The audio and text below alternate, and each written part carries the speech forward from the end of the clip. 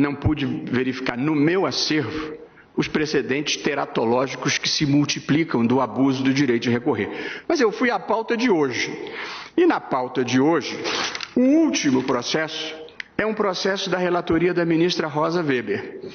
Quase que aleatoriamente, um processo criminal.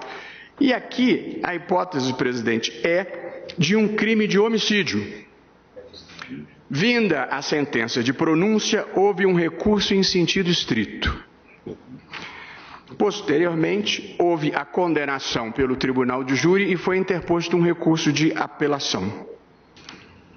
Mantida a decisão, foram interpostos embargos de declaração. Mantida a decisão, foi interposto recurso especial. Isso aqui, no caso de hoje, no final da pauta. Decidido desfavoravelmente o recurso especial, foram interpostos novos embargos de declaração. Mantida a decisão, foi interposto recurso extraordinário. Isso nós estamos falando de um homicídio ocorrido em 1991, que o Supremo está julgando em 2016. Porém, do recurso extraordinário, o ministro Ilmar Galvão, estimado ministro Ilmar Galvão, ele inadmitiu o extraordinário. Contra a sua decisão, foi interposto um agravo regimental. O agravo regimental foi desprovido pela primeira turma. E aí foram interpostos embargos declaratórios, igualmente desprovidos pela primeira turma. Desta decisão foram interpostos novos embargos de declaração, redistribuídos ao ministro Carlos Aires Brito. Rejeitados os embargos de declaração, foram interpostos embargos de divergência, distribuídos ao ministro Gilmar Mendes. E da decisão do ministro Gilmar Mendes, que inadmitiu os embargos de divergência, foi interposto agravo regimental, julgado pela ministra Ellen Grace. Não parece nem uma novela, parece uma comédia. E, em seguida, da decisão da ministra Ellen Grace, foram interpostos embargos de declaração, conhecidos como agravo regimental, aos quais a segunda turma negou o provimento. Não obstante isso, nós estamos com embargos de declaração no plenário. Portanto, mais de uma dúzia de recursos, quase 2 dezenas de recursos, e, portanto, um homicídio cometido em 1991, até hoje, a sentença não transitou em julgado. Portanto, é impossível nós não reagirmos a isso, é impossível nós nos sentirmos constrangidos com um sistema que permita esse tipo de descalabro. E, portanto, o homicídio de 91 até hoje não se cumpriu a pena. Que tipo de satisfação se deu à sociedade, às vítimas? Que tipo de incentivo se deu às pessoas para não delinquirem? Num país que 20 anos depois ainda não conseguiu dar cumprimento, 25 anos depois ainda não conseguiu dar cumprimento à sua decisão. E aqui eu gostaria de dizer uma coisa que considero muito importante. Eu fui advogado mais de 30 anos.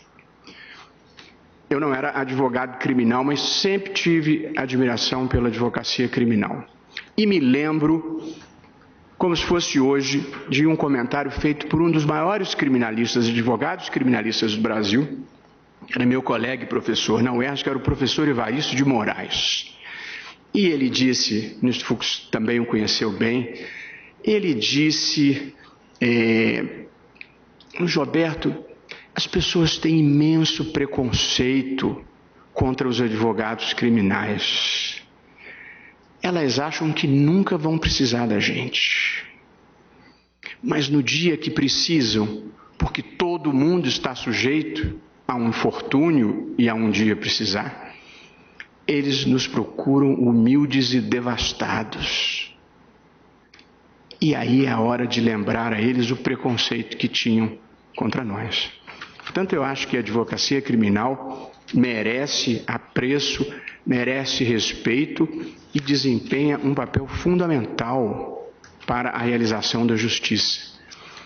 Mas os advogados criminais não podem ser condenados a, por dever de ofício, interporem um recurso atrás de outro recurso para, ao final, colherem uma prescrição e a eventual não punição do seu cliente. Esse é um destino inglório para qualquer profissional, que, no entanto, é um papel que se cumpre porque o sistema permite e o advogado, portanto, se empenha em manter o seu cliente fora da prisão. Portanto, não é uma crítica ao advogado, é uma crítica ao sistema, que é um desastre completo, inclusive no tratamento que dá à prescrição. Mas não é isso que está em discussão aqui. Portanto, está em discussão aqui tornar menos interessante a interposição sucessiva de recursos descabidos e protelatórios, cujo grau de provimento, eu vejo pelo meu próprio gabinete, é inferior a 4%, como observou o ministro Theory no relato do ministro Joaquim Barbosa, que corresponde também à minha própria experiência.